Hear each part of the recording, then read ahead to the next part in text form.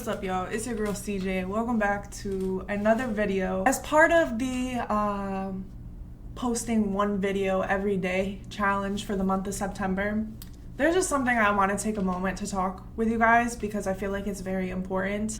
It is very heavy, and you guys are my viewers and I want to be more intimate with you guys. I don't want to overshare, but I also do want to talk about a very, very sensitive topic because I just lost another friend to suicide, and it's really affected me because I feel like I've lost more people to suicide than any other cause, whether that involves cancer, old age, motor vehicle accidents. Like, this video will find the people it's supposed to find. If you've ever lost anybody to suicide, this video is for you. First, real quick, I just want to say something. 2018, a few days before Father's Day, June 14th, 2018 to be exact, my father, who was my best friend, committed suicide. And it was after a whole day of spending my whole entire day with him. I woke up super early, and a part of me feels like I was the vessel to bring him to the other side of life after death. He made up his mind, and there's nothing I could have done to prolong it. Because looking back now, the red flags are hindsight, and your vision tends to be 20/20 after everything's already been said and done. For years, I blamed myself, and sometimes I still suffer because healing isn't linear.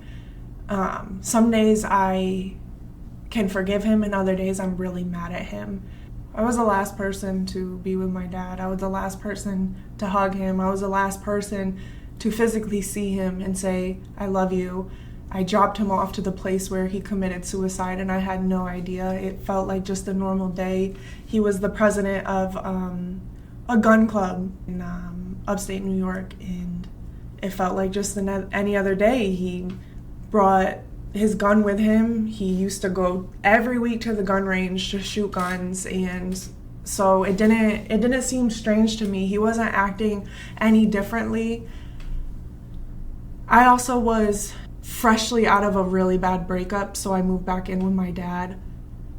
So I was still stuck in my own selfish self-pity that I couldn't even see his own sadness because I was still dealing with mine and still grieving in ways of moving on from someone I never knew.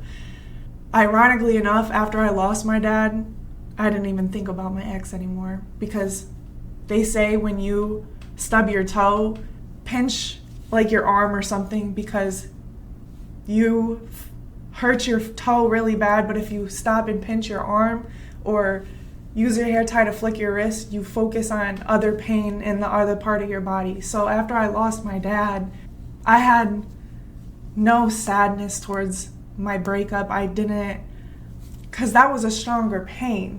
That was the stubbed toe compared to a pinch on the wrist, a pinch on the cheek. So losing my friend brought out all these emotions, and I have been drinking wine, but I do want to get closer with you guys and slowly, little by little, talk to you more openly. But that being said, I was the last person to be with my dad the whole entire day. I hugged him, told him I loved him, and I was like, "See you later." He's like, "Yeah, see you later." And he meant that shit, because he will see me later. I just felt for the longest time, if my dad could choose to still end his life after being with me for the whole entire day, anybody in my life could just leave. Like, I don't matter. My self-worth was diminished for years, and I'm still trying to pick that up. I was 18. I was barely an adult. I needed my dad then, and I needed my dad now. So if you're looking for a sign, whether you are the person on either side of the stick, because I've been there, I tried to take my life too in 2017. ironically a year before my dad completed suicide. I just attempted. If you are either on either side of the stick, whether you're depressed and you have nothing but ideations and nothing but suicidal tendencies, and you're smoking an extra pack of cigarettes, or you're drinking a whole case more because you just don't care. You feel like you don't have the balls to jump off of a bridge, but you're taking other measures to shorten your lifespan, even if that's getting in a car and speeding on the thruway without a seatbelt on. That is still suicidal tendencies. If you're looking for a reason to stay, this is your reason. I don't know who you have in your life. It has been almost 10 years since my dad did what he did. And after losing my friend to the same thing a week ago, it's bringing up all these emotions. I still need my father. I am in my mid-20s and I still need my dad. He waited until I was a legal adult and I was the last kid in his house before he did what he did. And if you are somebody who recently lost somebody to suicide as well, this message is also for you. Suicide is really a pain that it doesn't go away. It never goes away. It doesn't get easier. The world doesn't stop for anybody. We just learn to adapt. It leaves you with guilt, questions, the what ifs. What if I could have done something differently? And it's just a fog completely over your head. And there's nothing that can fill that void. No matter how much you drink, no matter how much you engage in risky behaviors, and you're fucking and you're smoking and you're doing drugs, nothing fills that hole in your heart. And if you're going through that right now, please hear me when I say, and I mean seriously, please hear me when I say this. Their choice was not your fault, and you did not fail them. They made up their minds long before they went through with the actual plan. And there is nothing you could have done. Sometimes people are in just so much pain that they can't see a way out. And when you get to that point, I strongly believe that, just like cancer, there's stages to cancer. There's stage 1, the prodromal stage, stage 2, stage 3, and all the way to stage 4. And you know what happens at stage 4? Remission doesn't really happen in stage 4. It's rare. But that's why they call depression the silent killer. Because stage 1 is self-isolation. Stage 2 is engaging in risky behaviors. Stage 3 is whatever, partying. Because depression likes to party too. It doesn't miss out on the party people. I love to drink. I love to drink and go on 3-day benders. When somebody is in stage 4 of anything, cancer, diabetes, you know what the final stage of depression is? Suicide. I don't believe suicide is selfish. I believe that people are predisposed at birth. Nature versus nurture, genetics, your environment, everything takes factor into that.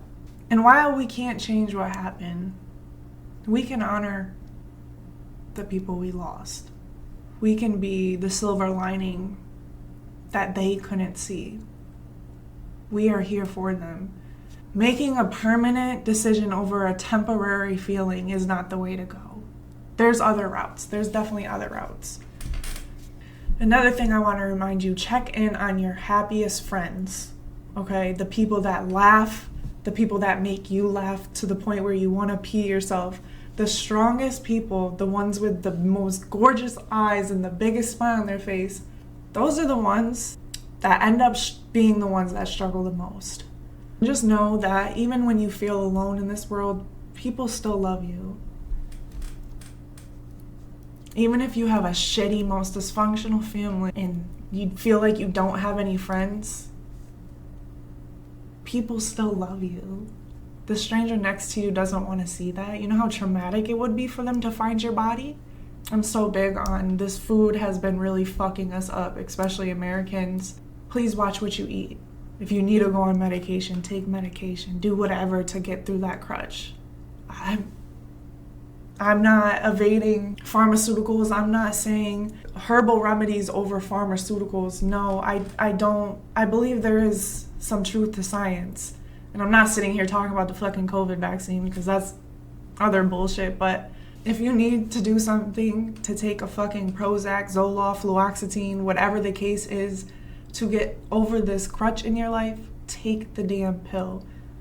People with diabetes gotta take medicine every fucking day, take insulin every fucking day of their life. They don't want to do that, but they have to.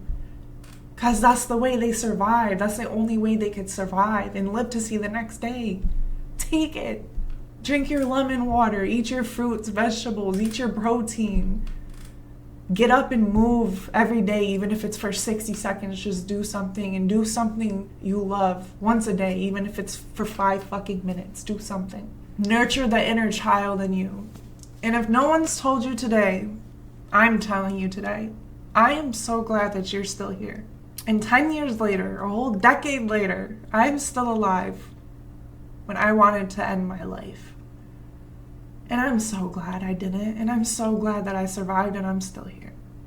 And just remember, everybody, you are not alone. You are not alone. Anyways, y'all, I appreciate y'all, and remember to take care of yourself.